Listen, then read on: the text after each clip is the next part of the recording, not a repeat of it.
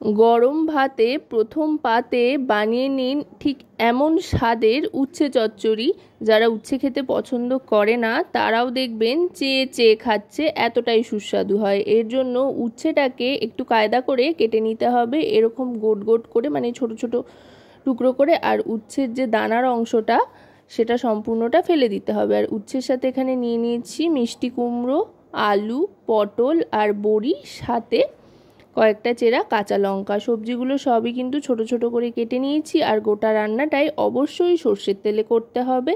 সর্ষের তেলে প্রথমেই এই বড়িগুলো ভেজে নিচ্ছি। এগুলো কেনা বড়ি, আপনারা যে কোনো রকম বড়ি কিন্তু এখানে ব্যবহার করতে পারেন। বড়িটা প্রথমে ভালো করে কড়া করে ভেজে নেব। বড়িটা ভেজে নিয়ে তুলে নিচ্ছি। বড়িগুলো কিন্তু ভাজা হয়ে গিয়েছে, এবার আস্তে আস্তে তুলে নিচ্ছি। বড়িটা ভেজে নেওয়ার পর গ্যাসের ফ্লেমটা লোতে রেখে এই উচ্ছের টুকরোগুলো দিয়ে দেব। উচ্ছেটাও ভালো করে ভেজে নিতে হবে। এই রান্নায় অবশ্যই কিন্তু উচ্ছেটাকে খুব ভালো করে কড়া করে ভেজে নিতে হবে, তাহলে দেখবেন উচ্ছের তেতো ভাবটা অনেকাংশেই কেটে গিয়েছে। ছাকা তেলে যদি উচ্ছে ভেজে নেওয়া যায় আর উচ্ছের দানার অংশটা সম্পূর্ণ বাদ দিয়ে দেওয়া যায়, তাহলে কিন্তু উচ্ছে খেতে ততটাও খারাপ লাগে না, বেশ ভালো লাগে। এবার উচ্ছেটা বেশ কড়া করে ভেজে নিয়ে তুলে নিচ্ছি। দেখুন বেশ লাল লাল ছোপ পড়েছে। ঠিক যখন এরকম লাল লাল স্পট পড়বে উচ্ছের গায়ে, তখন বুঝবেন উচ্ছেটা ভাজা হয়ে গিয়েছে, তখন উচ্ছেগুলো তুলে নিতে হবে। এবার বাকি রান্নাটা এই তেলেই করে ফেলবো। এবার এখানে ফোড়ন হিসেবে নিয়ে নিচ্ছি 5 ফোড়ন। 5 ফোড়ন দেওয়ার পর এবার ছোট ছোট করে কেটে রাখা আলুর টুকরোগুলো দিয়ে দিচ্ছি। আলুটাও দিয়ে কিন্তু ভালো করে ভেজে নিতে হবে। যে কোনো সবজি রান্নার ক্ষেত্রে প্রত্যেকটা সবজি যদি আলাদা আলাদা করে বা একসাথে যেভাবেই হোক না কেন ভালো করে ভেজে নেওয়া যায়, তাহলে কিন্তু রান্নার স্বাদ অনেক গুণ বেড়ে যায়। সবজিগুলোর মধ্যে মশলাগুলো খুব সুন্দর বসে। এবার আলুটা অর্ধেক ভাজা হয়ে আসলে দিয়ে দিচ্ছি ছোট ছোট করে কেটে রাখা পটলের টুকরোগুলো। এবার দিয়ে দেবো ছোট ছোট করে কেটে রাখা কুমড়োটা। কুমড়োয় যেহেতু একটা মিষ্টি স্বাদ রয়েছে, আর আলু তো যে কোনো রান্নার সাথেই যায়, আলাদা করে আর বলার কিছু নেই আলুর ব্যাপারে। আর কয়েকটা চেরা কাঁচা লঙ্কা দিয়ে দিলাম। এই মিষ্টি কুমড়ো আর উচ্ছে এই দুটো যদি একসাথে থাকে তাহলে কিন্তু খেতে দারুণ লাগে। এবার সবটা ভালো করে ভেজে নিচ্ছি। ভাজতে ভাজতে দিয়ে দিচ্ছি হলুদ গুঁড়ো 1 টিস্পুন পরিমাণে। এবার দিয়ে দেবো এখানে কাশ্মীরি রেড চিলি পাউডার, এটাও 1 টিস্পুন পরিমাণে দিয়ে দিচ্ছি। এবার দিয়ে দিচ্ছি এখানে চাট মশলা, বেশ একটা চটপটা ব্যাপার আসবে। চাট মশলাটা অবশ্যই দেবেন। তারপরে দিয়ে দিলাম স্বাদ মতো নুন। নুন দিয়ে সবজিগুলোকে আরও খানিকক্ষণ ভালো করে ভাজা ভাজা করে নেব। নুন দেওয়াতে এমনিতেই সবজিগুলো অনেকটা নরম হয়ে এসছে। এবার দিয়ে দিচ্ছি জল।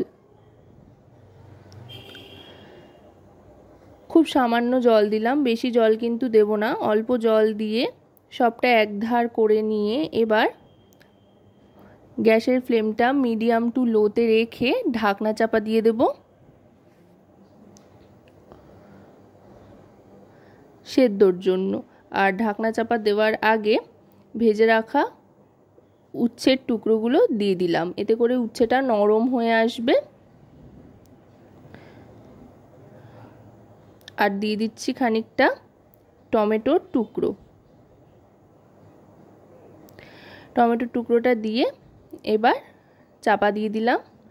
মোটামুটি 3 থেকে 4 মিনিট অপেক্ষা করতে হবে ঢাকনা চাপা দিয়ে রাখার পর। 4 মিনিট বাদে ঢাকনাটা সরিয়ে নিলাম।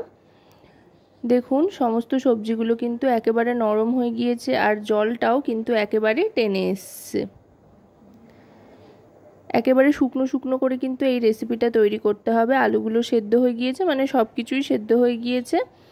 এই রেসিপিটা যেহেতু চচ্চড়ি, তাই কিন্তু একেবারেই ঝোল বা গ্রেভি কিছু থাকবে না, একদম শুকনো শুকনো হবে, যেটা কিনা খেতে দারুণ লাগবে ভাতের সাথে মুছে মুছে। এবার দিয়ে দিচ্ছি সামান্য একটু চিনি স্বাদের জন্য, এতে স্বাদে একটা ব্যালেন্স আসবে। তারপর দিয়ে দিচ্ছি ভেজে রাখা বড়ি, যেগুলো ভেঙে রেখেছিলাম। চাইলে গোটা বড়িও দিতে পারেন, তবে ভেঙে দিলে প্রত্যেকটা বাইটে মুখে পড়বে, সেই জন্য বড়িগুলো ভেঙে দিয়ে দিলাম। বড়িগুলো ভেঙে দিয়ে ভালো করে মিশিয়ে নিচ্ছি একেবারে পাক খাইয়ে। বেশ যখন পাক খেয়ে আসবে, বেশ একটা মাখো মাখো ব্যাপার আসবে, ল্যাটা প্যাটা মতো হয়ে যাবে, তখন বুঝতে হবে যে এটা কিন্তু মোটামুটি হয়ে এসছে। আশা করব রেসিপিটি আপনাদের ভালো লাগবে। ভালো লাগলে অবশ্যই রান্নাবাটি চ্যানেলটিকে সাবস্ক্রাইব করে লাইক শেয়ার কমেন্টের মাধ্যমে আমাদের পাশে থাকবেন, আর পাশে থাকা বেল আইকনটি অন করে দেবেন।